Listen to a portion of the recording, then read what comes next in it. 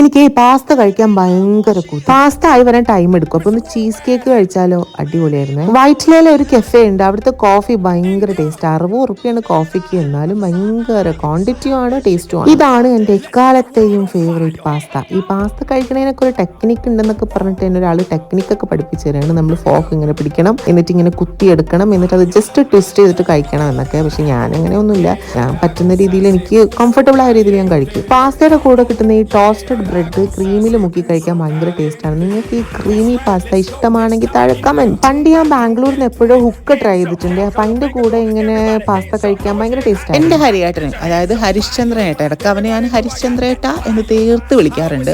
ആൾക്ക് ഇങ്ങനെ സ്പൂണൊക്കെ നമ്മളിങ്ങനെ സെറ്റ് ചെയ്ത് വെക്കണം.